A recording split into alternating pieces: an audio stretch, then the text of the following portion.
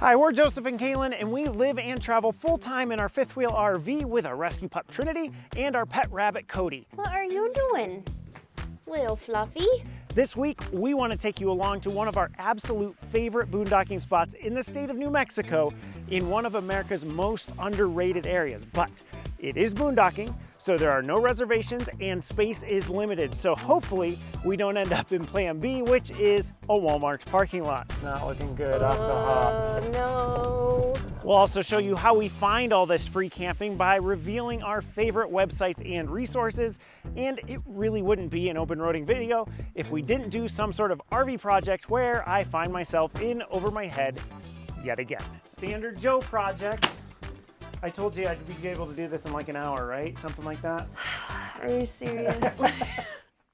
It is travel day again already, and it is a good thing that we have less than 300 miles to go today, because we have been so busy this week that not only have I not had time to get any of the outside prep work done, like getting the motorcycle on the truck and things like that. You may remember 2 videos ago that we had issues with our slide. Oh! There's the problem. Yeah, it's 9:30 in the morning, and I still have to put all that stuff back up. So you'd think, since I'm tacking all this back up, that the slide is all fixed and ready to go. However, we had a bunch of projects to get done this week, and so this one got shoved down the priority list a little bit. So we're still at the same spot we were, where there's a little bit of play in this gear connected to the other side. However, that shouldn't affect us for traveling to our new location, because everything is still connected, so the slide should not try to slide out on its own. But for now, I've just really got to focus on getting us ready, getting us going, because we got to get to this next boondocking spot before dark.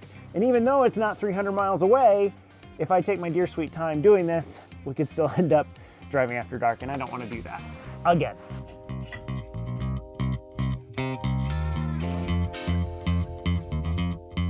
Ready to go? Yeah. So we had this out there time lapsing. Yeah. And that guy was about ready to run us down. He jumped in his Oh, truck. because they were gonna leave. And was literally going to drive to catch up to us because he saw me. He thought I was leaving my phone That's so behind. funny. Nope, we're just filming ourselves. I'm just glad. What time is it? I haven't actually looked. It's 11:15. 11:15. Yeah. Well, our goal was 10:30. Honestly, my drop dead goal was like noon. I think it's going to take us about 6 hours to get there. Sun doesn't set till 7, so I think we are A-okay. I think we're in good shape. We just have one stop, right? Just the dump station? Just the dump station. All right. Look at these dirty windows that were supposed to be washed before travel day. Yes, I was supposed to do that yesterday, but there is a car wash up here that is big enough for RVs. I'm not going to wash the whole RV, but we can wash the truck. We can get the windshield clean. And yeah, we don't need to show people how filthy we are on travel day. I don't think we've ever taken the truck and an RV attached. Oh no, I take that back, because on Boulevard Beach in Texas, when we had the unfortunate incident of getting stuck in the sand and salt water and sand was everywhere, we had to go spray everything off. I missed the entrance I wanted to go in. I'm just gonna walk it really quick to make sure that I can get out before I pull in. All right, so this seemed a little too tight. So instead, for the clean window, what we'll do is we'll stop at our new favorite deli, pick up lunch. While you're doing the order for lunch, I'll run back, grab some Windex, and just wash these windshields. Does that work? That works. All right. I don't know if I can park here, sweetheart. Can you go down that road? I can try. And just park? Oh, no, hey, there's a big spot back big there. Spot. How do I get into said big spot? Oh, right here. There's a little, and then maybe there's one on the other side. Or you can just turn around. I'm making this guy mad. Well, he can deal with it. All right, I'm gonna go get the sandwiches. I expect clean windows when I get back.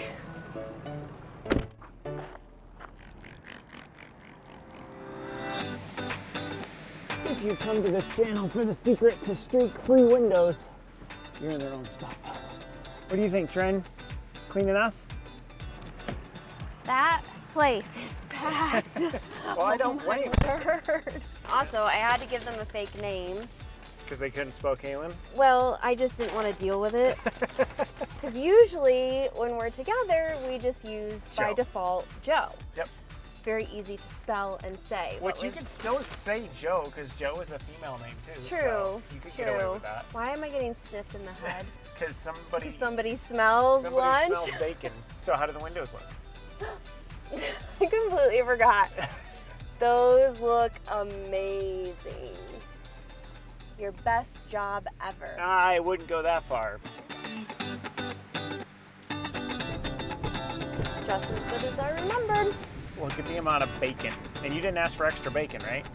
Like, that's the amount of bacon that goes on a sandwich right there.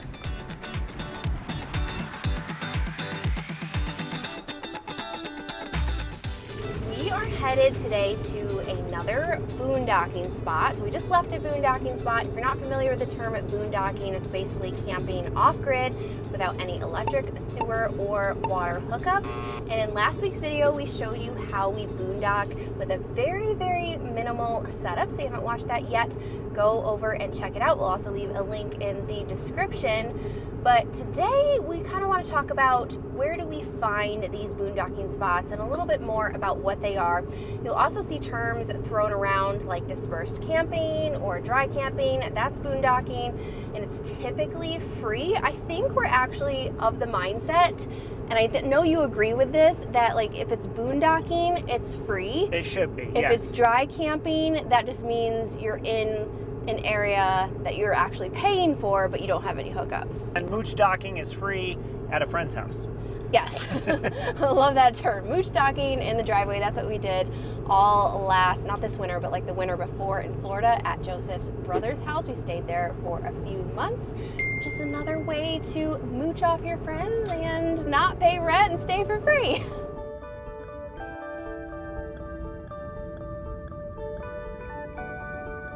Now, it's not as though you can just pull off the road and camp wherever you want. There are specific areas and types of land that generally allow boondocking as opposed to others. So like in a national park, you're not going to be boondocking unless there are some rare exceptions. Like there is actually, Big Bend National Park has some places that... But you have to pay for it. Yeah, you have to pay for it and you have to get a permit. But generally speaking, BLM land, national forest land, and sometimes state-owned land. In Florida, there's a lot of water management areas that you can boondock, although you generally need to get reservations for those.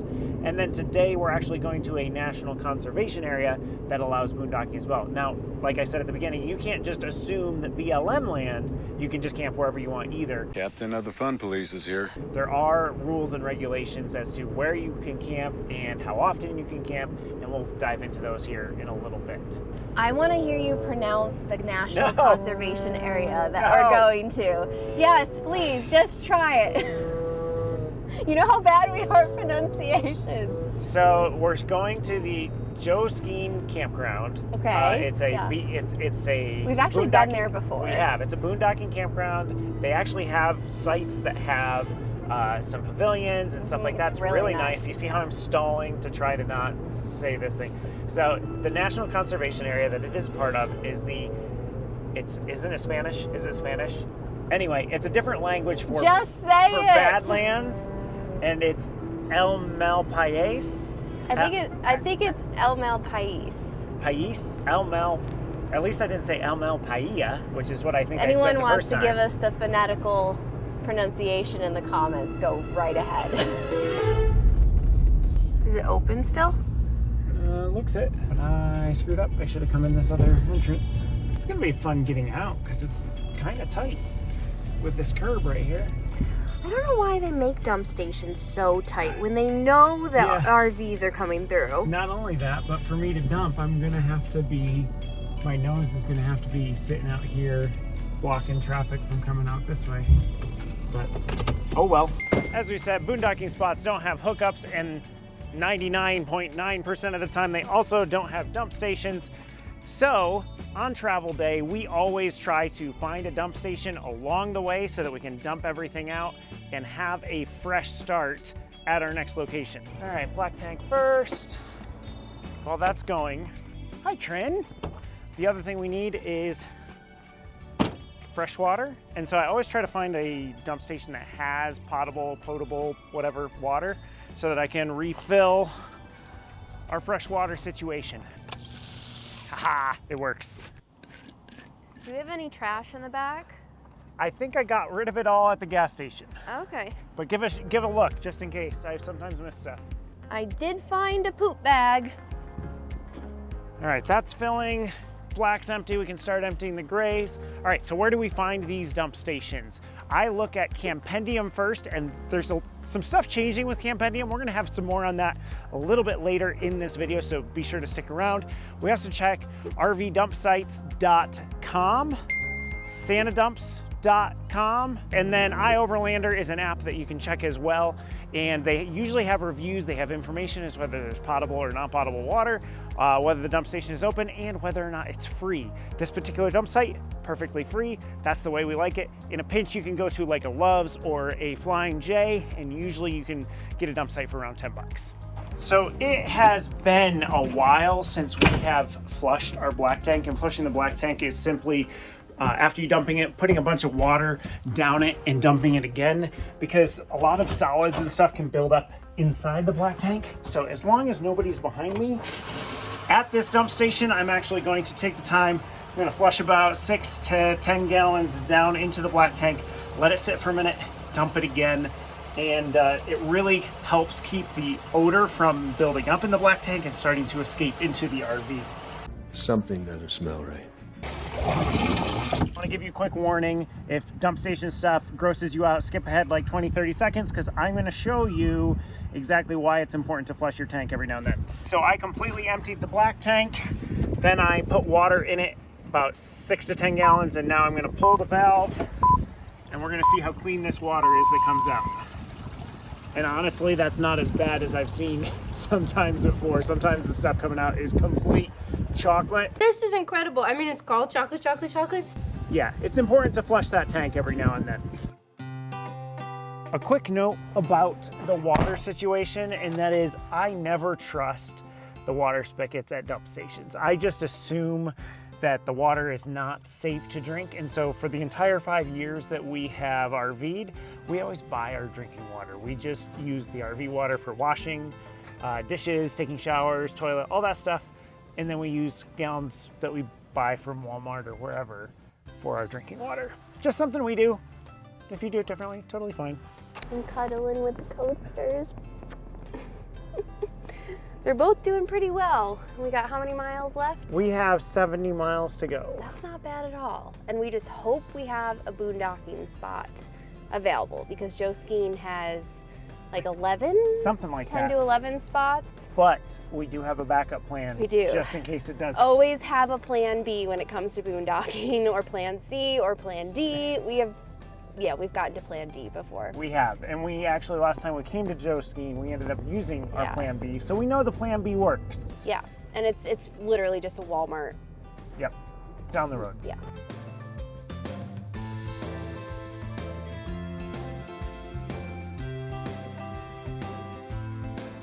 It is 6:33, sun sets at 7:30, so we are gonna be good because we're only 9 miles away. Under one condition, and that is, we've said before, there's only like 11 spots at this particular campground, and of course boondocking, no reservations. So hopefully we don't have to do the plan B. If we do, we might end up driving it after dark again, because that happens. But I don't know, what do you think, Kalyn? Do you think we'll have a spot? It's a Wednesday night, which, like, getting to places during the weekdays is probably better than the weekends, although I would say arriving Sunday night is fine too, just because most people are leaving Sunday morning if they've spent a weekend camping. So I think it's likely we'll find a spot. Trinity's like, it's a rough road, we gotta be getting close. No throwing up. It's not looking good off the hop. No. Okay, I see a couple car campers.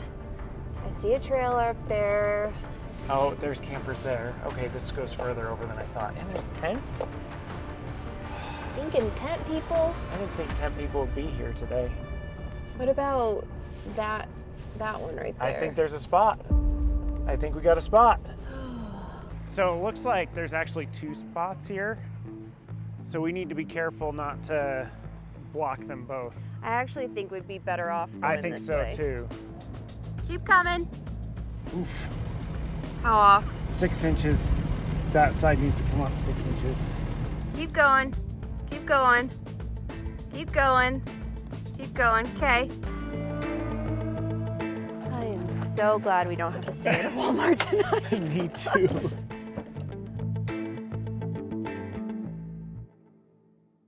It is a beautiful day here at Joe Skiing Campground, and this is one of our favorite boondocking spots because it comes with a pavilion and a picnic table and a fire pit, which is just so rare to have at a boondocking spot. Generally, you're just pulling in somewhere in the middle of the desert or in the forest. You don't really have this campground type setup, and it's all free. There are 10 different sites here. Max stay is 7 days, so that's a little less than the typical 14 days, but this isn't BLM land. I think we said this before, it's a national conservation area.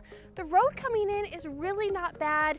I think if you have a 30 to 38 foot rig, there are a few spots, not all of them, but a few spots that you could pull in and fit into. Anything over 40, I would be a little wary of. And even though it has that campground feel, I do want to let you know the sites are not level. You can see the front end of our RV is about 1.5 miles off the ground. Now, when it comes to cell service here, Verizon is a little iffy.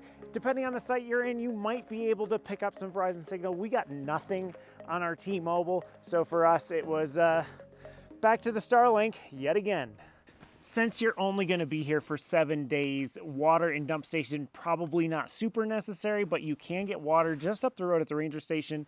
We haven't really located a close by dump station, so you're just going to want to plan on getting rid of the sewer and the gray tanks on your way to whatever your next location is going to be.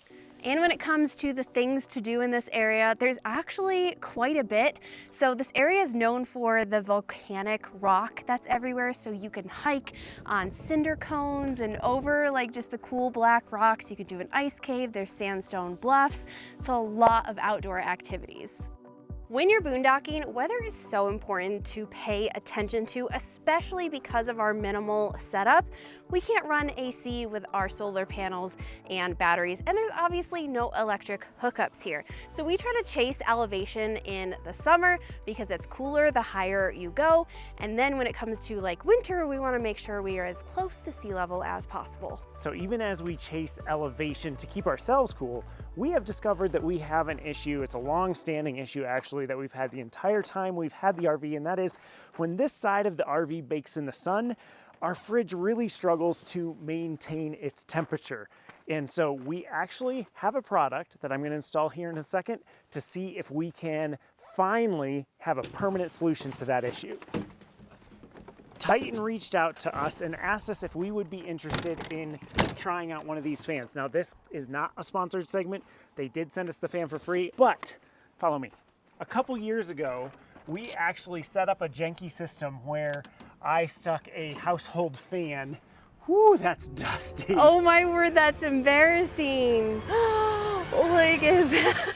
As I was saying, a few years ago, we set up a system with a household fan where the fridge was struggling to stay up to temp, and I set a household fan right here, blowing the air up through and then out through the vent on the top, and it really worked. It actually brought the refrigerator back down to temperature. So there's a cavity back here that just holds the heat, and I'm pretty sure if you can get that air moving, that it solves the issue. So I'm really excited to see if this fan is a permanent solution. You can run it on manual, but it also runs on a thermostat. So when the temperature in the cavity gets up to a certain amount, it turns on and then spins faster depending on the heat in the cavity behind the fridge. How noisy do you think this is going to be? So I looked at it because I'm not even sure. Yeah, I looked at it on YouTube. I saw some other reviews and it does not seem to be that noisy. Even when we're staying in campgrounds that do have electric hookups, I hate with a passion turning on the AC because it is so loud. It is right above my desk and I can't handle it. I can't concentrate.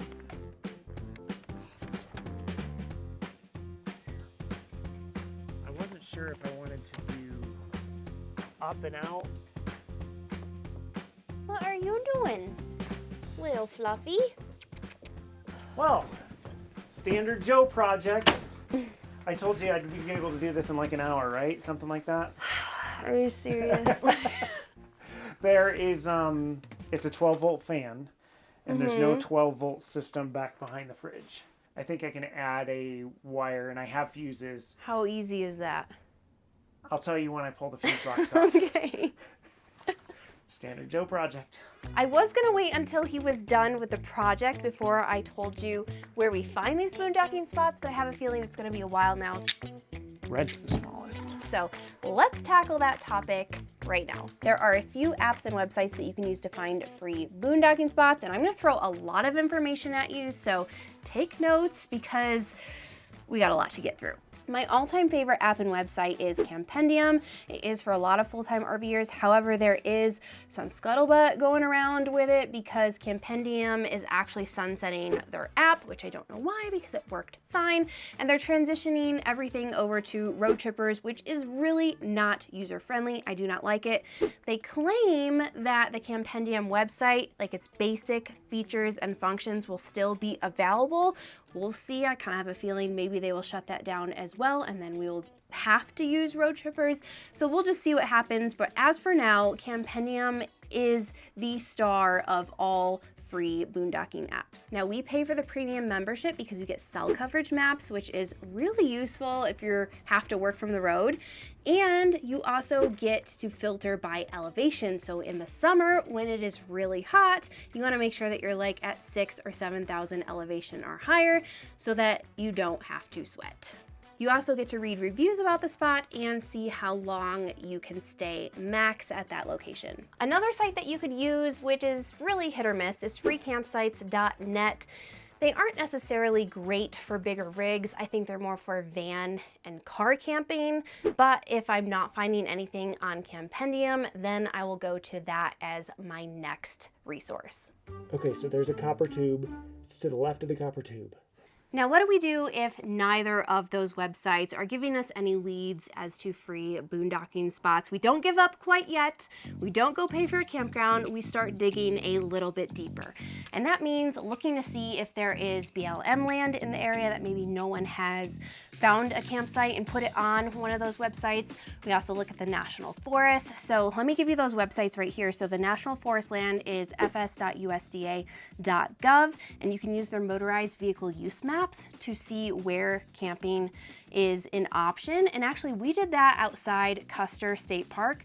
We could not find a good spot for our rig, so we pulled out the motor vehicle use maps. I think we may have gone to the ranger station and looked, or we looked at them online. You can do both, and found an area that we then later put on Campendium that people have used and left reviews for. So that's another way to find a spot, but you do have to do some digging. In regards to the BLM land, so the US Public Lands app, that's gonna show you where you can camp as well via the different filters. The one thing you wanna do with this though is check Google Maps and change it to the satellite view, just so you can see, is this an area that looks like it could fit my rig? Is it heavily forested? So would it be good for solar or even Starlink, because you can't have trees blocking the view to the sky.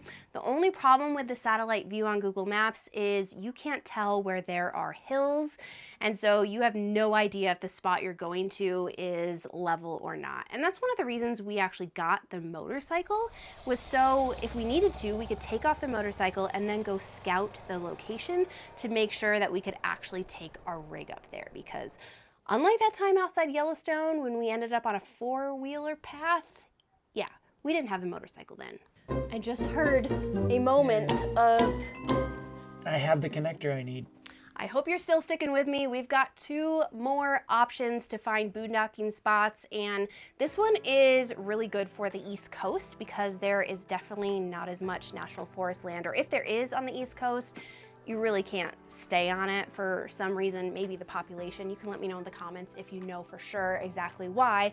But Boondockers Welcome and Harvest Host, they're actually owned by the same company now, and you could stay at a farm or at a winery or in someone's driveway for 1 to up to 5 days. And we have done that option again on the East Coast when there was actually no boondocking spots in the area at all, and we really didn't want to pay for a campground. You just have to pay the yearly fee to be a Boondockers Welcome or Harvest Host member.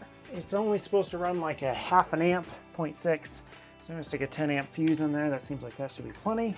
And finally, the other way I find boondocking spots is to follow other travelers on Instagram and save their Instagram posts where they talk about the boondocking spot that they found. Sometimes they will share coordinates or say DM them for coordinates, and they usually explain about the area, whether it's good for big rigs or what you can do in the area. We do this on our Open Roading Instagram account, so if you're not following there, go ahead and do that, but I save them to a specific folder based on the state that they are in.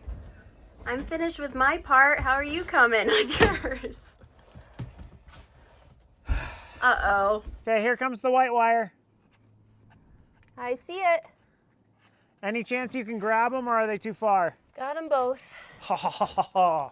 You are the bomb. Yes, I am, because I didn't expect to be crawling on the floor here. Should just be able to plug this side in. Please hold. This wire is the same end on both sides, so I'm gonna have to look at the instructions because that's supposed to plug in there. And it doesn't unless I'm missing something. Found it. Projects are so fun with you. Hey, you gotta give me credit. I'm willing to try anything. You are willing to try it. And I'm willing to screw anything up. Multiple times usually. All right, here we go. That is the connector that's supposed to go there. It's not loud at all. I hear the fan. It's time to actually install it on the fridge. All you have to do is attach some metal plates to here, and they're attached with adhesive actually. And then it's all magnetic from there. 2 miles an hour. Nice. I can actually feel the warm air coming out. Yeah, I do feel warm air coming out. And it's only 60 today. Yeah.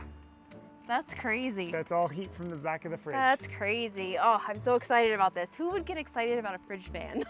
That'd be us. I do hear a light vibration. It's not bad though. What setting is this on, Joseph? Yeah, so Is it on the highest? No, I was gonna say, so that 2 mile an hour wind coming out, that's on the middle Yeah. of the road setting. I You barely can hear barely hear it. Okay.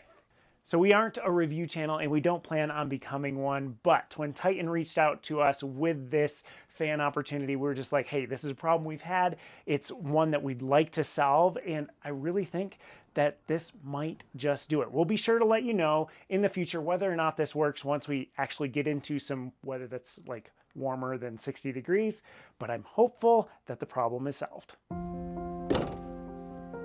Sit. Shake, shake. Yes, good girl. Ah!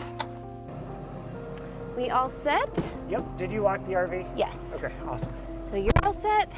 Trinity's all set. We are headed to the Sandstone Bluffs. They are not just pet friendly, but paw friendly is what they said. What I was reading on the websites is that it's not actually a good idea to take dogs on the lava rocks because it can kind of cut up their paws, but the bluffs should be good. They should be okay. The Sandstone Bluffs are literally just like 2 miles down the road from Joe Skiing Campground. Great to explore, and actually the lava trails that Kalyn was talking about, they're not too far away from here either. There really is a lot to explore in the area. Oh yeah, you can get down, no problem. Yep. What in the world? There we go. Wait. Just don't go too fast because there's a cliff there. Think she's a little freaked out. No, I think she just finally realized that she's high up. I really think she loves looking out. Sure, you make me sit next to the edge of the cliff. Well, that's it for us this week. Thanks so much for spending time with us and joining our journey. If you have any questions about boondocking, it's something that we're very passionate about and love talking about it, so leave your questions and comments below. And if you haven't already, hit that subscribe button. I'd say mash it, but somebody gets upset with me when I say that. So don't mash it, just hit that subscribe button, because next week we're going to be going over the etiquette of boondocking that a lot of people don't pay attention to. And because of that, some of these boondocking spots may be going away in the near future. Yeah, so in a few years, will these spots even exist? It's all up to us. So make sure you watch the next video. We'll see you in the next one.